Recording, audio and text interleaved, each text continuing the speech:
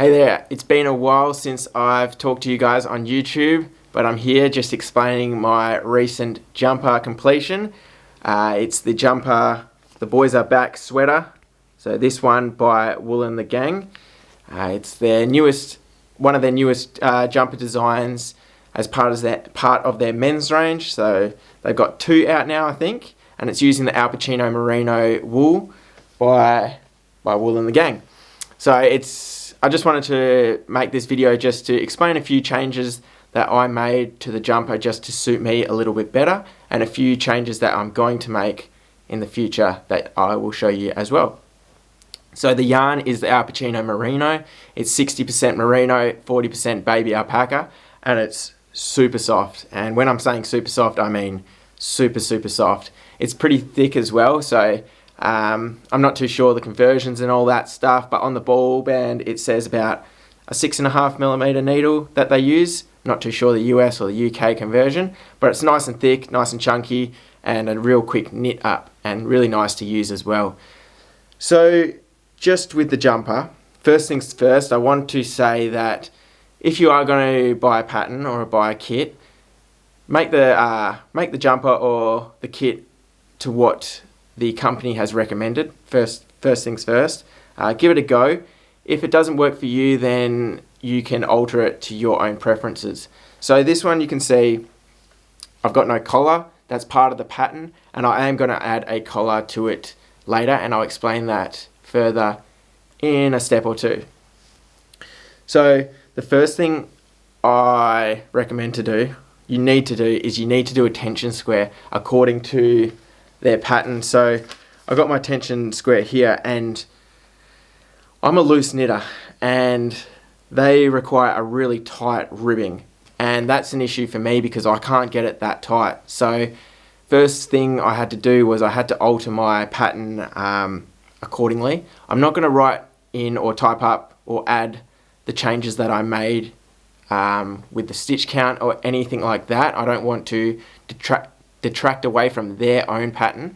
I will add in the changes that I did make, so why I did them and what I did, but I'm not going to add in the actual stitch counts or how many extra rows or how many extra stitches or less stitches or anything like that. So I'm just going to give a quick little debrief and brief over of what I actually did change. So first thing, I changed the rib because I couldn't get the tension tight enough. That's just my knitting, and unfortunately, yeah, I can't get it tight enough. So I had to change that. They recommended 5mm needle. I used a 6mm needle, and then I did a few less stitches for the rib, and then I went into the stocking stitch. So with the stocking net, they asked for an 8mm needle. I used an 8mm needle. My row count was a little bit tighter than what they suggested, so my ribbing was too loose. My stocking net was a little bit too tight. So that did mean that if I have more rows in my 10cm or 4-inch little tension gauge, that I need to add more rows in the end product to get the right height.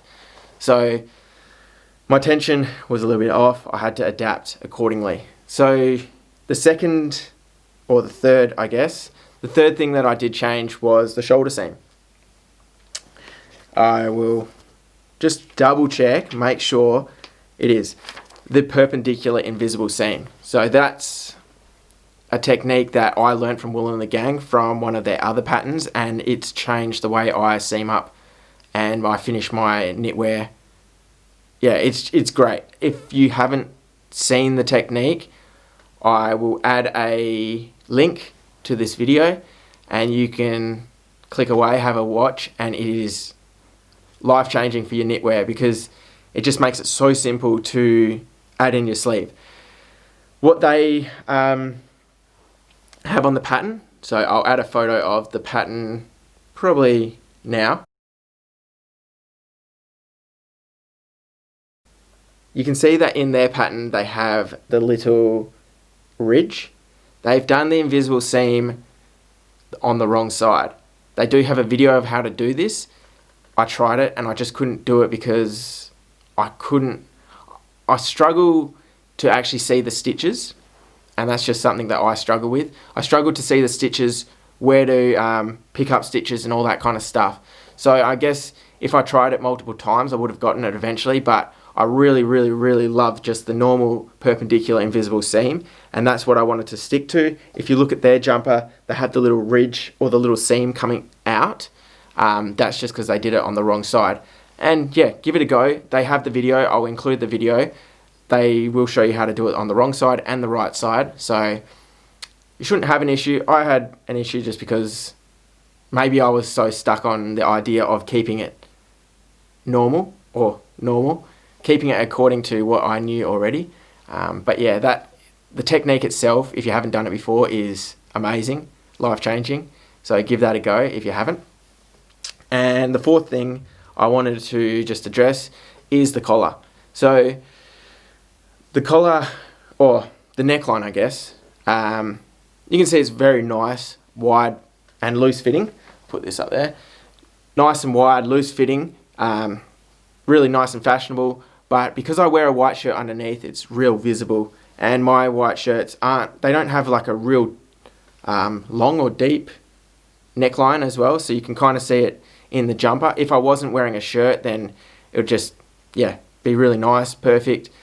But I do wear shirts underneath, so you can see it. What I'm going to do is just going to do maybe an inch, 3 centimeter, little collar all the way around. I'm just going to pick it up as I see it work, as I see fit, and I'm just going to add a little collar just to, yeah, hide the whiteness of a shirt.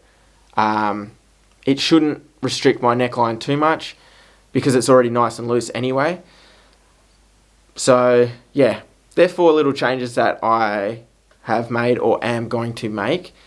I will take this jumper off and I'll show you the ribbing I did. It's pretty much exactly the same. It's a little bit looser than the photo that you'll see. I just wanted to make this video just to I didn't want to mislead people into thinking that they've made the jumper wrong. So if they see my jumper and they go, oh, the seam looks different, oh, the rib looks different, it's because it is. And I wanted to make this video to just make it aware to everyone that it was different. So I'll take this jumper off now. I'll show you the rib, and then I'm going to work on the collar. I will add a video of me doing the collar into this video, so you can watch it with me, and I can I can just show you me adding the collar, and then I'll come back to you guys with the collar done and just show you the difference, and then I'll post a few photos as well of the difference between the two. So it's a great pattern, amazing yarn, love the yarn.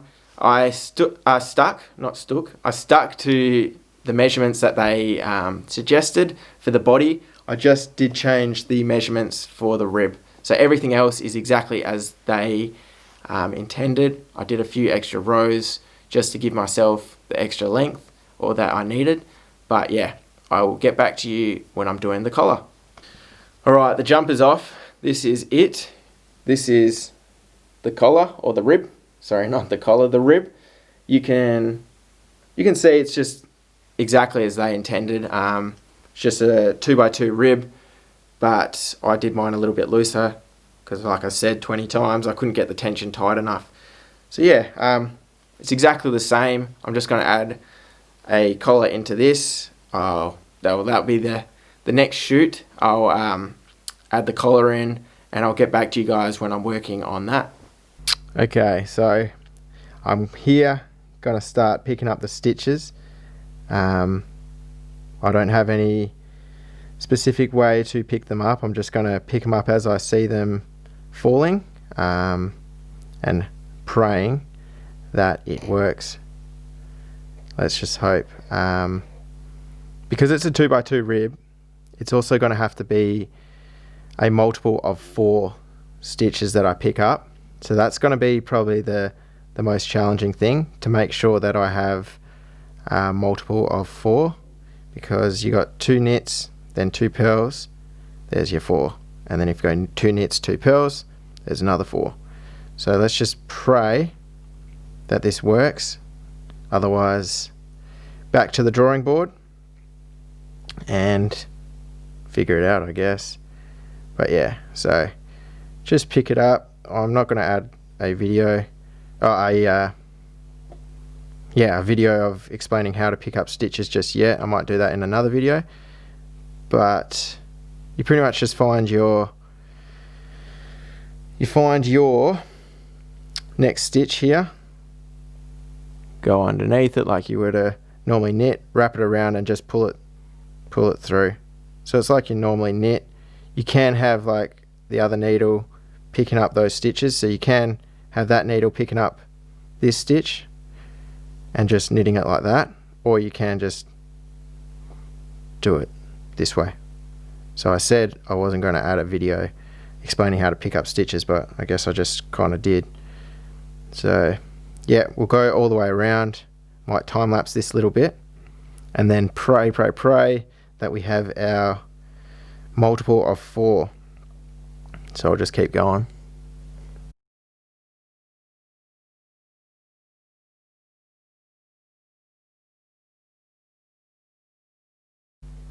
Alright, here we are back to the very start. So I'll just give this a count around. Fingers crossed, I can't even cross my fingers. Fingers crossed that this works.